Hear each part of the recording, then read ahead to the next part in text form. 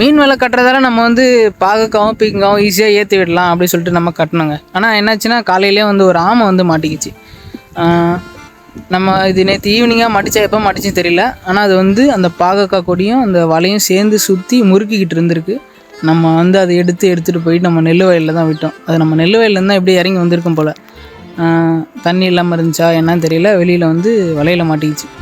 இந்த மாதிரியும் நம்ம ஃபேஸ் பண்ண வேண்டியிருக்கு. இதெல்லாம் இந்த மாதிரி சில உயிரினங்களுக்கும் நம்ம கொஞ்சம் ரிஸ்க்காக தான் இருக்கும் போல். இந்த வலை ஒன்று பண்ணலாம் என்னென்னா, கன்னி சைஸ் பெருசாக்கலாம், இல்லைனா வந்து அந்த கொம்பு கீழே வந்து தரைக்கு மேலே ஒரு அடி ஹைட்டுக்கு வந்து நம்ம ஏற்றி கட்டலாம். ஏன்னா இந்த கொடி ஓடுற வரைக்கும் தான் அது வந்து அது சிக்காமல் இருக்கும். கொடி ஓடிச்சுன்னா அதுக்கப்புறம் வேறு எதுவும் உள்ளே வர சான்ஸ் இல்லை.